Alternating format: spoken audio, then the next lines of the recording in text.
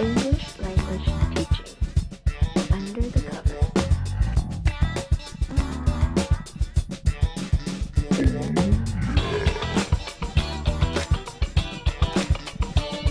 Hello and welcome back to ELT Under the Covers, ELT React, where we, educational professionals, we look at the good, the bad, the ugly on the internet. And today we are going to be looking at a clip from the movie Detachment.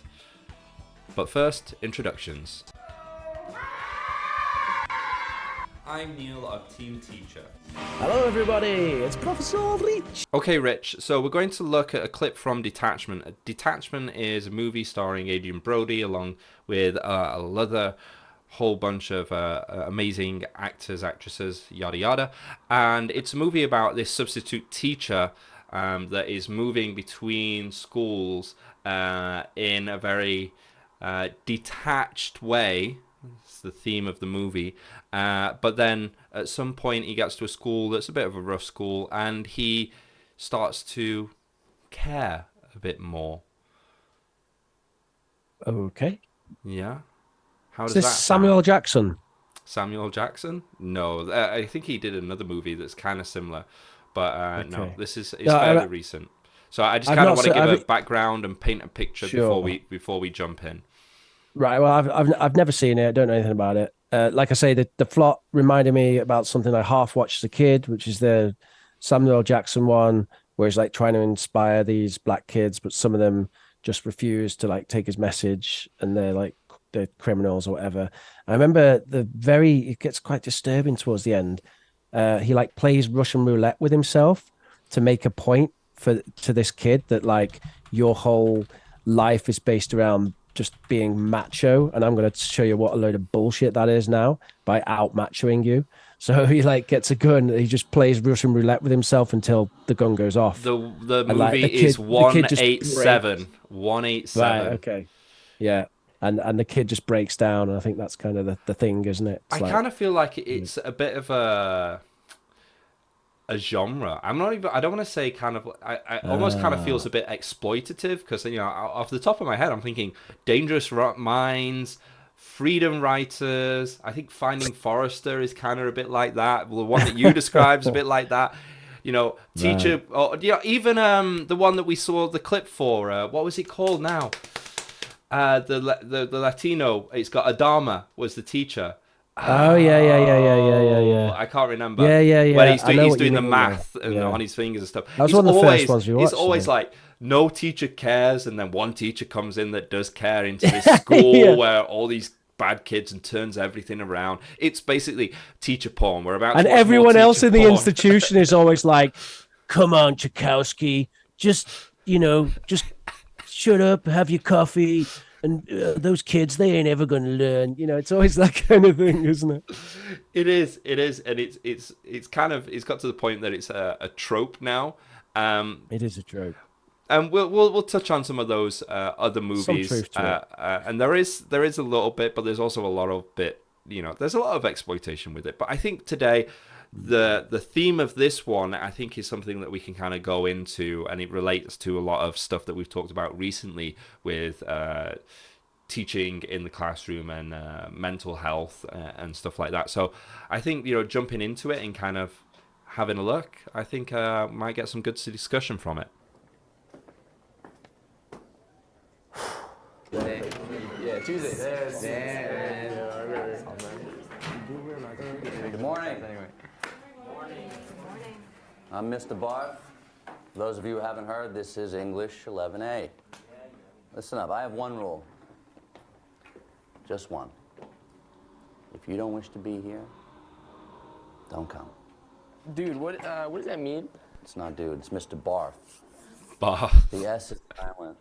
You're fucking gay. Marcus, shut up. No, you shut up. You dyke bitch.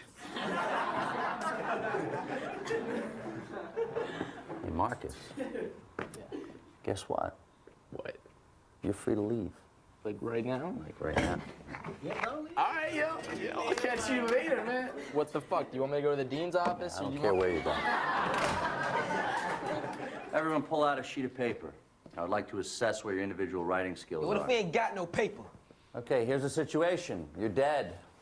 All right? Write a brief but detailed essay about... Hey, jackass, I asked you a fucking question. About what a friend or a parent might say about you during your funeral, okay? You have 30 minutes. Oh, shit. I asked you a motherfucking question, didn't I?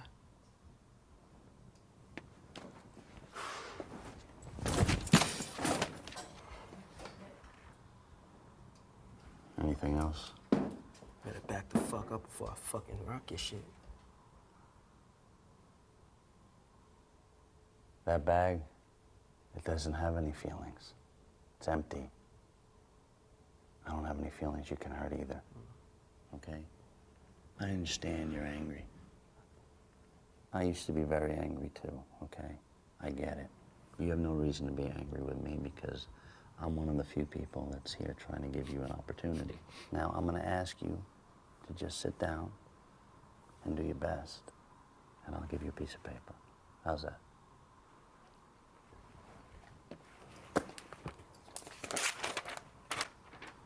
Can I get a fucking pen, too?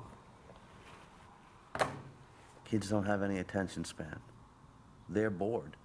So how are you supposed to... Should we comment so far, or do you want to watch the whole clip? Let's finish it off because it's pretty quick, I think. Okay. reel them in with classic literature if they don't believe that you have something meaningful to share.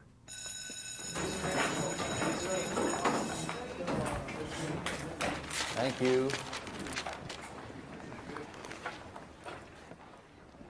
Why'd you throw Marcus out of class but not Jerry? Well, I had to make an example out of somebody. Anyway, Marcus verbally assaulted you. That's not allowed in my classroom. And what they say to me is immaterial. What's your name? Meredith. Nice to meet you, Meredith. So you really don't care what the kids say to you? Perhaps I've gotten used to it. I wish I could be that strong. It doesn't take strength, Meredith. You gotta understand that unfortunately most people lack self-awareness. You should really keep that in mind as you head into the trenches of second period. You'll meet them again at every age. Okay, Rich. So that was substitute teacher, first day, first class. What do you think? Yeah. Normally a lot more verbose in these situations. There's something quite serious about that, isn't there? And I don't know. A lot of the clips we watch is kind of comedy elements, funny things going on. Mm-hmm.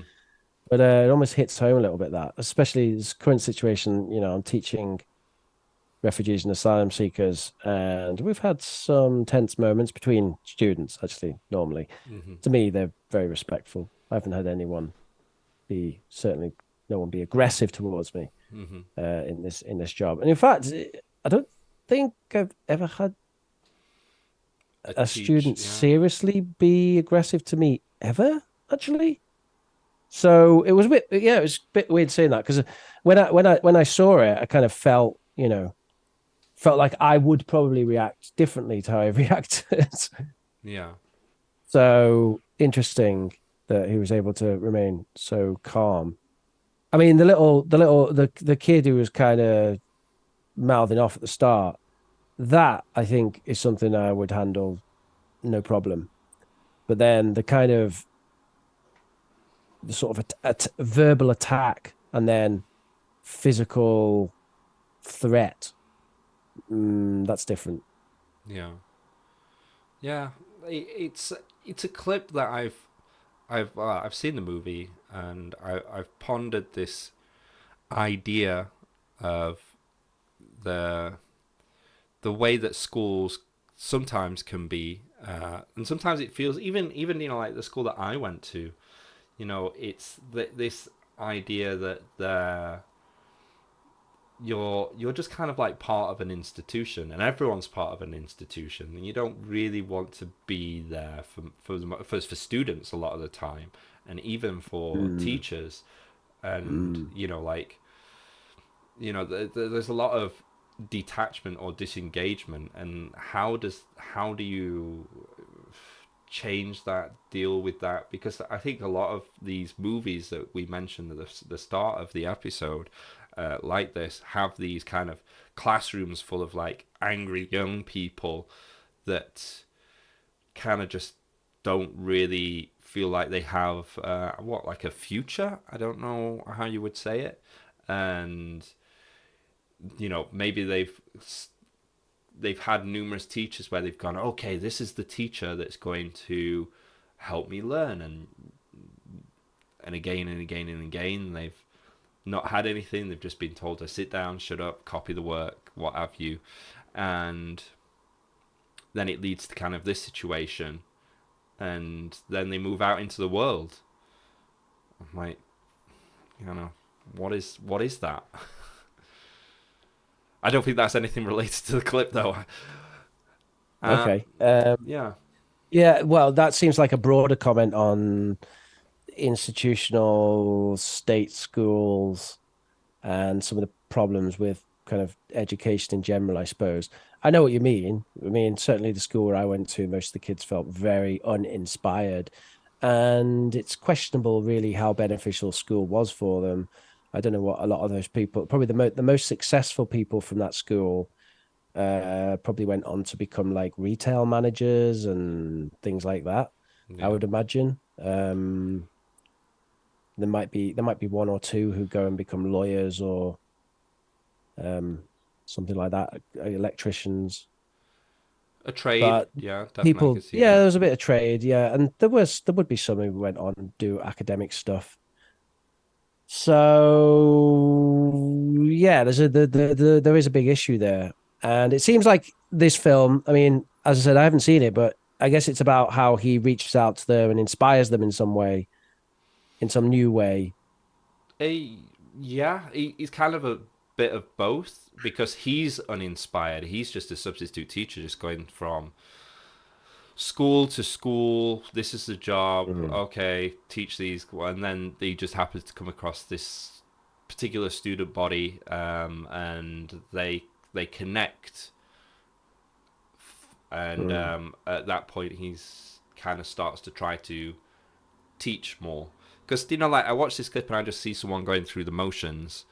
um like, oh, this has Mm. happened again, oh, you're another one of these angry students, and oh, this is a bad student, I'll Mm. send this out, blah blah blah blah blah blah. Ah, But so are you now saying that he now hasn't had his transformation yet? he's not.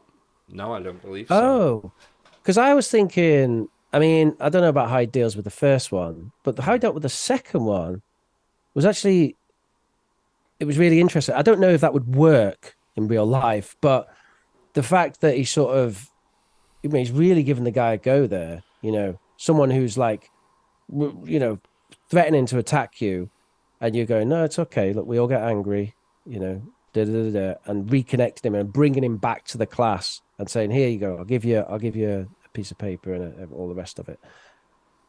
So, but this is you're saying that just comes out from him being like basically being totally uninspired about being a teacher Yeah, rather than actually from being detached, yeah. So from just right, being like, oh, this is another one of these schools, dude, blah blah blah right, blah blah blah okay, blah, going through the interesting, motions, going through the process. I okay, think the most interesting point, that you keep touching upon, is his interaction with the second kid, because the kid is threatening, he's coming to him, he's angry, he's swearing, and I think it's an important reaction because it really sets the tone, as the kid is expecting I feel like the kid is expecting a certain reaction back. A mhm, you can't do that to me, blah blah blah. You're out too, that kind of thing. That mhm, defensive wall that comes up, mhm, and I think with those situations, and I've experienced it in my life as well, is if you react to anger, or you react to something with this with the same thing, then it's it doesn't go well. To to not put it in great terms, but it, like, if like someone antagonizes another person, that other person antagonizes back, it just escalates, right? So Yeah. it kind of, the way I saw that interaction was him kind of removing from that, but it takes a really composed person, and a person that has a degree of, I'm not sure if maturity is the right level to it, but a self-awareness that they can not only handle that situation escalating physically, because I think that would be the main concern, right? But to be able to go and almost detach themselves in a good way and not be emotionally involved from that interaction. You're going, well, he's swearing, but it's like, as he says, it's kind of like not on him. It doesn't really matter to him. It's just, this kid has probably got, this is how this kid communicates with his parents, his peers, everything in his life. That's just, like, that's all that he knows. So, how else is he supposed to communicate in a way that's forced, that's not him? So, I kind of feel like being able to take a step back and go, okay, maybe this is just the way he communicates. He's not actually trying to be aggressive. He's scared. He's unsure of this situation, and that's how the aggression is how it presents itself. There's probably a whole bunch of different emotions. Like oh, I don't want to be involved with this teacher because it's going to be disappointed in me again. So there's a lot of elements to it, but I think the core of it is this kind of technique of not playing that game, doing that dance of taking the higher road, or taking the road where you kind of have to look in a meta way and go, look, what I want is to achieve this. They're trying to get me to kind of go this way, but this is not going to work. And I think it's a really difficult thing to do, and it reminds me of counseling. There was this, when I was learning it, there was this technique that they talked about a lot, which was when you have a new client, a new person, a patient, whatever you want to call them, and you're talking to them, that you have to put your emotions in a bag and leave it outside the door. So, your preconceptions, how you feel about things, because it's not about you. It's about kind of like being able to, I did Rogerian kind of stuff. So being able to unconditionally love and accept a person was kind of like one of the core tenets. So being able to see a person as they are. You can't keep that bag with you, and I kind of see it in the same way to what he's doing there. He's just going, this person, he's an angry, lost person. Maybe I can connect with that, what have you, but I'm not going to react back to that. Mm-hmm. What do you think of that? I think it's really insightful what you're saying there. Although I think, from my perspective, the level that was displayed in that clip, I think, would be beyond the scope of a normal teacher. Yeah. You would have to be a very specially trained teacher, some sort of de-escalation expert. They would be in special classes, right? Wouldn't you? Yeah, to be expected to deal with that, basically. Because, for example, if I tell you, like, just the policy where I am now, if someone were to do that, like that, there's already a procedure which is going to happen. Like the fact that violence has happened, that kid will have to have a meeting, and it will be with the top people. So it'll be like my manager and her manager, sitting in a room and talking to that kid. and they will consider at that meeting whether that kid can ever come back to class, basically. Yeah. So this happened, like where two students in my class had a little fight. One student pushed another student onto the floor. The other one picked up a piece of furniture and then kind of threw it on the floor, didn't actually hit anyone with the furniture, just, because by that point I was there standing there kind of in the middle of them. And then they kind of shouted a lot at each other. And both of them had to have that meeting where they were considered, are you going to ever come back to class? They both got a short suspension. They had to apologize to each other. They had to apologize to the class. They had to apologize to me. And they were permanently put on like a kind of a warning. It never goes away, never expires. Wow. So forever they have that on their college record. So if there's another incident, then obviously that will get referenced, even if it happens in like 3 years' time, right? So, and that's automatic. That's college policy, that once someone has threatened violence or used violence, that happens. So it's not even the choice of the teacher about what you could do about that. So I don't know if there would be any situation when a teacher would officially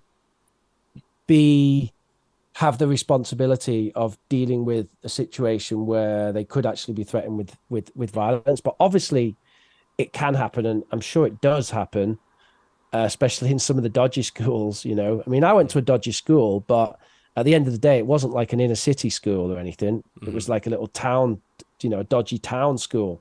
I can imagine some of those, can you imagine some neighborhood of New York or something? There's got to be some real dodgy schools out there. So I'm sure that, that kind of stuff does go on. And I think probably the way that you're describing of dealing with it is something towards how to deal with it. Certainly you do not want to reflect back the emotion that they send your way. Definitely not. But there is also a case of making boundaries clear. And they were, because we had a bit of de-escalation training the start of this year, not the academic year, but this year. So in January, it wasn't that long ago. And, they were saying that it's important, if you're giving someone an instruction, it's important that you're kind of quite loud and clear about it as well. Don't sort of mumble it or make it unclear. So, if two students are about to start fighting, you get in the middle of them and you say, right, get back. Both of you get back. You can't just get in the middle of them and say, no, don't do that. There has to be some clarity and projection about it. But then obviously not anger, not get the fuck back, you dickheads, right? That's not going to work, is it? So it's like there's some sort of there's a balance there, isn't there, where it's got to be clear, and this is what you have to do, but also not that you're like showing anger at them. Yeah. No. I agree with that, and it seems logical and fair.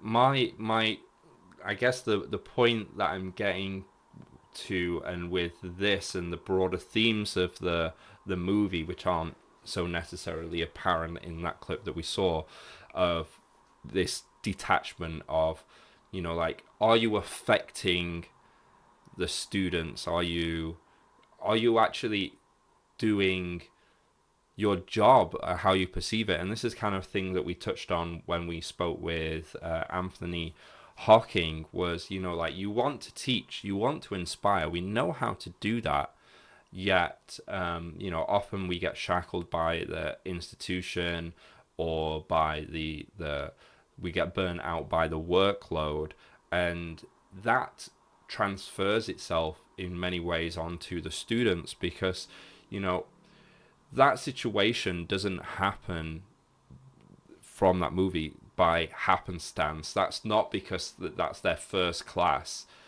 That's built up from a lot of things, and a lot of the times it comes from, in my estimation, you're trying to teach and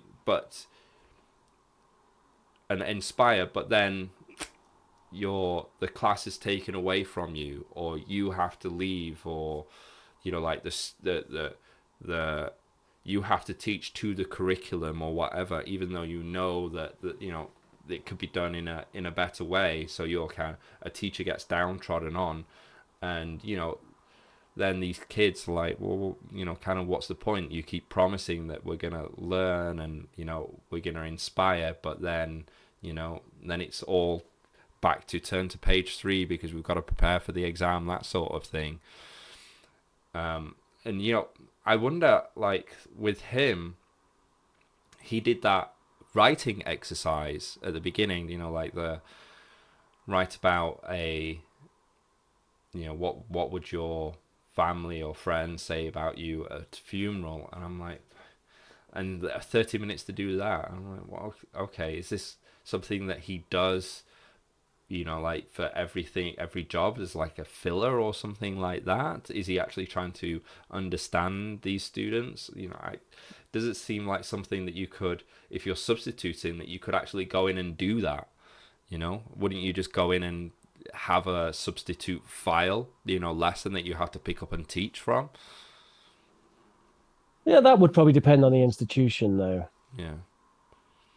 I mean, it's entirely. I mean, I've had to cover classes, not at a school, but in places where I work, and I would say it's the exception rather than the rule that there's some material for you. Mm-hmm. It certainly does happen. Where I am now, it happens. Yeah. Because whoever, if anyone's sick or whatever, they have the duty of saying what they want the other person to do, normally providing materials as well. The British Council, it happened, but many other places where I've worked, it's just, oh, can you cover this A2 class of 7 students? That's like it, basically. Yeah.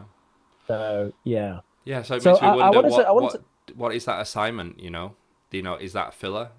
Are those students really want to do that assignment when they're like, oh, I have 30 minutes and then I'm not going to see this teacher ever again, so what's the point, well, it depends whether he's substituting for a month or just one class. I mean, if it's just one class, it's a little bit odd, yeah. But if it's a longer amount of time, then I would say it sounds like a diagnostic. Mm-hmm. It's like, right, let's see what they write. Let's see what their writing level is. Let's see where they are. Yeah. And then I'll go from there and work it out. But how hard would that be, that every time that you're moving to a new school that you're doing that, and then what you've got, say you're only doing a month, you've got I don't know, a bunch more classes with them. How much can you really affect in the change? And how does that work for teacher mentality? Like when I was in China, I knew some teachers, and they would have an English class with their students, but they would have one group of students that they would teach every 2 weeks. So like they'd be teaching the same class for 2 weeks for, like, I don't know, 20 different classes, and they'd only seen these class 40 minutes every week. Now that teacher was a bit dejected because although they liked their lesson, it got a bit monotonous because they were doing it again and again. But the bigger point for them was they didn't feel like they were doing anything for the students because they only got to see them like once. And like, how does that affect like a teacher's mentality? If you are a teacher, Were those students having other English classes as well? they do, but not from the foreign teacher. Right. Not from the foreign teacher, right. Yeah, and those would be kind of the more prescriptive, rote kind of classes Yeah. that are done by local. I mean, that would be teachers. my issue would not be about the amount of time that an individual teacher has with the students, but overall what else is going on. I mean, I'm showing a class at the moment where I teach 3 hours once a week, and then There's another teacher who also does 3 hours once a week. Then there's another teacher who does 6 hours once a week. So in total, they get 12 hours. They get 3 from me, 3 from another teacher, and then 6 from another. It's not an ideal situation, I've got to say. It's a little bit tricky, but I definitely feel like, I've impacted them, made an effect. They've remembered things that I've done. And there's even some benefits, I think, to the kind of diverse teaching styles of me and the other teachers, which the students have appreciated, some of them, and some of them have whinged about.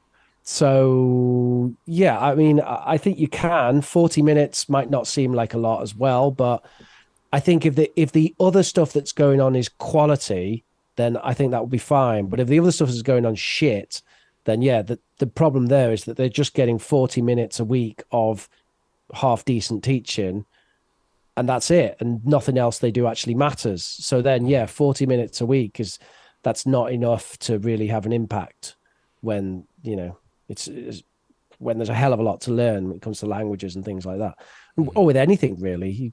40 minutes a week, it's like if you wanted to learn programming and you dedicated 40 minutes a week to it, you're not going to get very far, are you? It's going to take you forever. Yeah.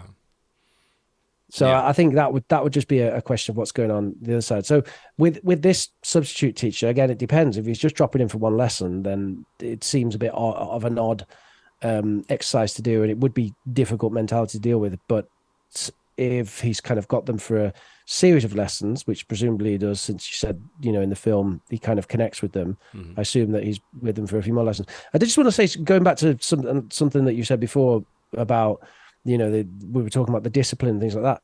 I wanted to kind of make an observation here that the times when I've had very difficult disciplinary situations, which actually very rarely happen now, whether it's that I've changed as a teacher or changed the kind of places where I work, or a bit of both or something. It's very unusual that I have a disciplinary issue at all.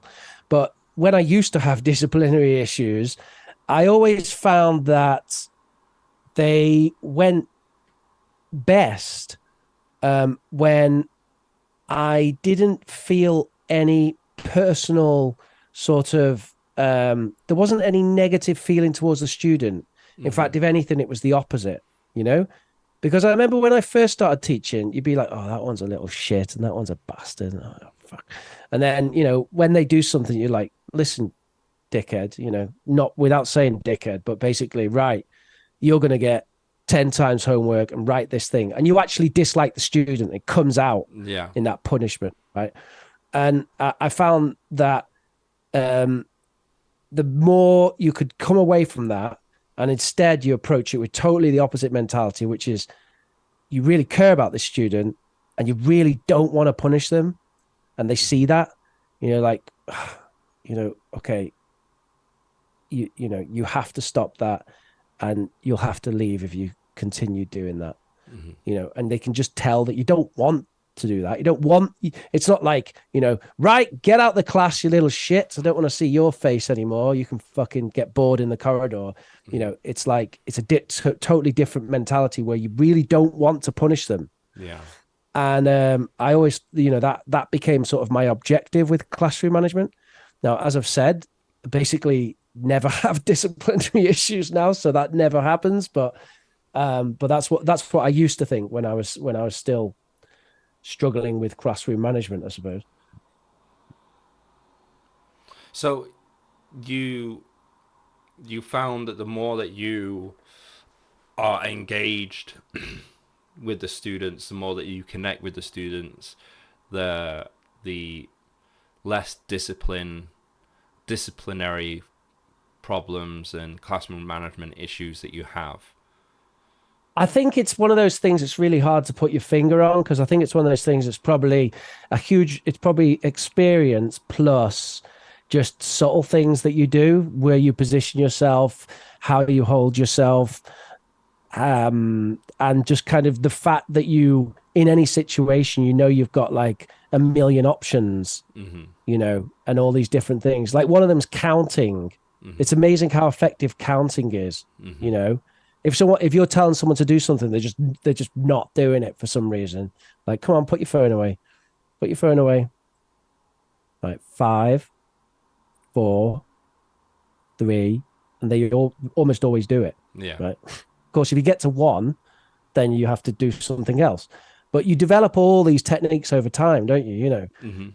So that's much more effective than, for example, saying, put your phone away, put your phone away. Right, put your phone away, or this will happen, right? Because that is not good. It's like then you're getting your gun out, right? Yeah. You're showing that, first of all, you're showing them what kind of gun you've got. Your first gun, maybe, because maybe you've got a whole series of guns. The last one's the bazooka.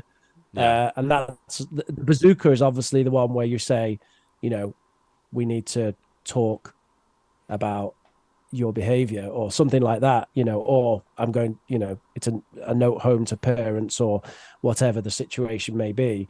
That's when you get into the bazooka. But you want to have a whole series of things before then.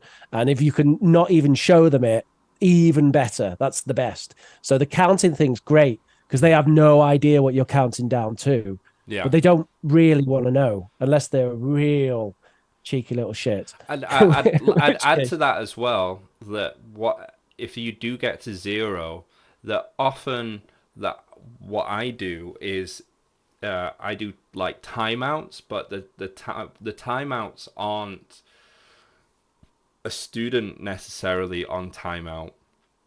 I don't think that really helps. It's normally whatever is the distraction that's on a timeout. So, like if it's a phone, that goes on a timeout, that goes away. If it's the books or something, a toy that's on their desk, that goes away, not the student. If it's a dynamic between them and another student, and that seating situation goes on a timeout and they get moved apart or what have you, I find it important that it never goes onto the particular student themselves, but whatever behavior or object it is that you don't want in the class.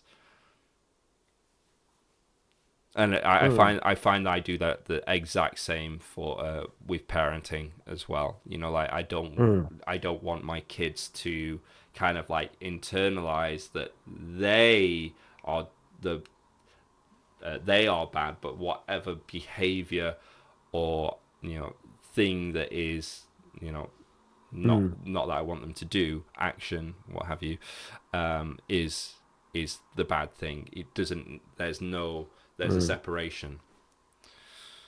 I just wanted to highlight that for myself. It's really interesting, and there's a lot. It's so psychological. The whole classroom management, the discipline, the teacher as the leader, organizer, whatever you want to see the teacher as, facilitator even. It's all based on something which isn't real. You don't really have a gun, as I said. Yeah. You just have it's all based on. So, one thing that I'll do sometimes if someone's really pushing it with the phone, for example, going back to that example, is, I'll just pick it up and put it in my pocket. And then I'll say, how much can I get for this on eBay? And they'll be like, ha ha, give me my phone back. And I'm like, right, okay, but put it away. And then they take it back and put it away. Mm-hmm. Now, really, I don't even have the right to do that. It's their property, right? Yeah. I don't have the right. First of all, I don't really have the right to take it off them in the first place. Yeah. But second of all, I certainly don't have the right to keep it. Like if they just stood up then and said, "Give me back my property, please," or you're breaking the law because you're stealing something off me, right? Yeah. Because you can't just take something off someone, Then obviously that is what would happen. But I've never, ever, ever, ever had someone say that. Mm-hmm. In fact, sometimes they don't even ask for it back. I just take it off them and they're like, "Oh shit, teacher took my phone," But then I offer it back anyway. I'm like, right, you can have it back, but put it away, Yeah. So it's funny that a lot of it's smoke and mirrors. Yeah, and it's funny Smoke and how mirrors. many to chime what you're saying is how students will readily just accept that. Like imagine if you were just in a bar or something like that, and you're chatting on a phone and someone's like trying to get your attention and ask you a question and you're talking to someone on your phone and your friend group's there, and they like, look, I've asked you this a couple of times, and then they just take your phone off you and they say, look, I want you to answer my question now. What would your reaction be? You Yeah, know? right. Yeah. Not even only that, but even if it was like your boss or something at work, Yeah. can you imagine? You're like you're in a meeting at work and you're kind of doing something on your phone. They just come up and like, take your phone off you. I feel like, what the fuck? So it's something quite unique about the classroom situation there that you can sort of get away with that. Yeah. I think that would be a really Um, good episode to kind of delve into, of kind of weird classroom dynamics. And I think it chimes to stuff that we've talked about before about that level of power that you have, and how you have to be responsible with it, especially with like personal relationships. yeah. Yeah. But so this film is kind of has that same vibe, that same feeling of a lot of these films, like that Sam Jackson 7-Eleven, whatever it was, movie that you were referencing, or the Dangerous Minds, Freedom Writers, all of those, where it all seems to be, if they just cared and connected with the kids, these classes would go great and the kids would learn and they'd go on to college and these amazing lives. So why is that? Why is that not happening in public schools, in schools? Public schools in our educational system. Why isn't that happening, Rich? The answer is obvious. Well, I don't know I don't know. Is the answer obvious? Because I think there's a lot of reasons, actually. I think there's all sorts of institutional issues. There's lots of things that will get you down and kind of kill your passion as a teacher, or at least hamper it. Anthony spoke about occupational burnout.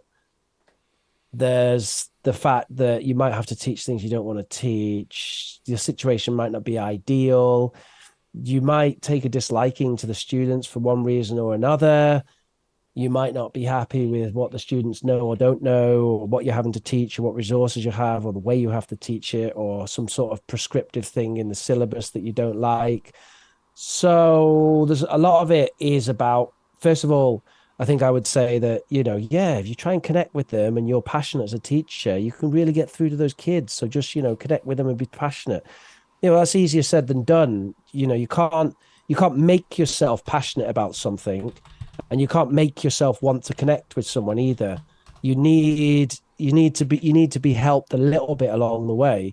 And I've mentioned previously the way that I'm doing it at the moment is I'm basically just going totally off piste. I'm doing the bare minimum I need to do to satisfy the institutional regulations and get the students through the exam. And other than that, I'm just doing whatever the hell I want in the classroom. I'm doing my topics. I'm teaching my way. I'm doing what I'm passionate about. And well, as I spoke to you just before we recorded today, those efforts obviously have paid off, because the students have shown a massive appreciation at the end of the course in a way that I've never had in 15 years of teaching. I mean, I've had appreciations before, but this one stands out as something quite exceptional. So, Do you happen in other to have words, it the close by? underlying. No, I haven't been able to bring it back from the office because I commute on my bike and it's too Okay. big to take back with a bike. Okay. For the viewers, there's basically the students made a collage of photos where the photos were all themes of their favorite lessons of mine that we'd done. Pirates, Space Hotel, things like that. Old English Gods was one. And they photoshopped my face into all of the photos, using photos of me that they had, because they take a picture of the board. When I write stuff on the board or I project something on the board, they take a photo of it so they can read it more on their phone. So they had all these photos of me in different positions in the classroom, and they used them to Photoshop onto the pictures. And then on the back, they wrote all these messages of thanks, and they framed it, and it's quite big. So it was a massive thing. And you have to consider these are asylum seekers and refugees. They don't have a great deal of time or money or anything really. And they've done all the, well, they've got a lot of time, but not a lot of money. So yeah, it was a huge gesture. Anyway, going back to my initial point on this, yes, be passionate and connect with the students, and wow, amazing things will happen. Except saying be passionate and connect with the students is like saying, oh, all you have to do to like be top of the Premiership is kick the ball into the back of the net. Yeah. Just be confident. You want to get a girl, you want to get a guy, just be confident. Yeah, I love that one. Yeah. Be confident. Yeah. Speak Yeah. fluently. Speak fluently. That's how you speak English. So it's Just think in English. These movies like Detachment, Stand and Deliver, and all of that. It's basically the idealism. It's kind of like something maybe to aim for, but when it's mirrored in the mud and the mire, you know, it's not so clear cut, and it's to navigate that is very difficult, and it puts a lot of strain on the teacher, especially if that teacher cares. Mm. And yeah, so basically there's pieces missing, isn't there, as there always is with the films. That's what we're saying here. Mm-hmm. Do you think we'll ever come it's across kind of a simplification, a film or a TV show that really captures the realities of navigating that while also remaining, you know, like a teacher that cares, that doesn't float into, you know, that detached depiction that you often get of teachers, you know, that are in the class, then the main protagonist comes in that's all inspirational. I think that we're getting into kind of philosophy of film here. Yeah. And I think that it's probably kind of impossible to really get a totally accurate representation, because what you'd be going towards then is some sort of documentary. Mm-hmm. And even that, documentaries, as we know, are highly dramatized anyway. So I don't think it would be, you know, it wouldn't be entertaining, it wouldn't be interesting, wouldn't be a film, wouldn't make good drama. Mm-hmm. So you always have to accept some kind of just icon or representation of it. And I think, yeah, it is an interesting idea. And there's definitely, there's definitely some truth to this idea of, oh, just reach out to the kids. I mean, there is some truth to it for sure. You can connect with people, but it's not just a case of, oh, just, you know, come on, just reach out to them and connect to them. But if someone had the magic pill, the magic formula for that, you know, it'd be amazing. But, you know, you can't have a magic formula for that. There's a lot of ingredients, a lot of elements which come together. I've told you how I managed to stay passionate and try my best to inspire students in my way.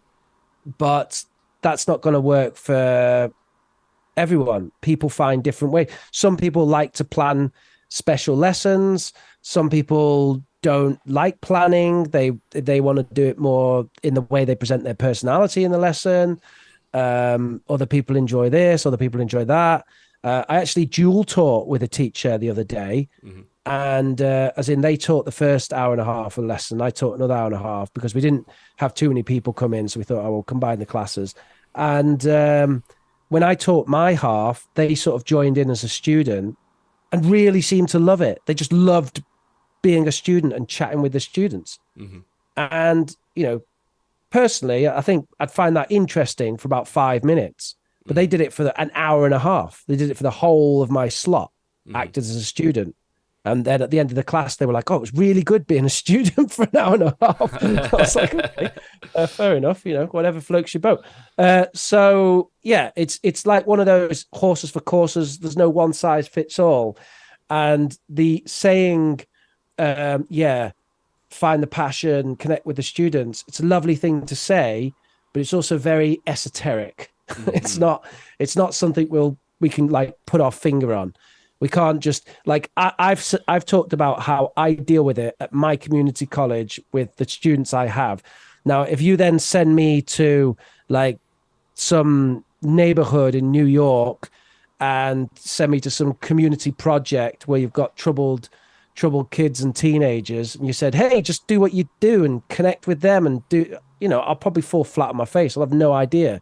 It'll be a completely different thing. How do I connect with them? How do I inspire them? And how do I find like the passion in myself in that situation as well? Yeah. I don't know. It's totally different.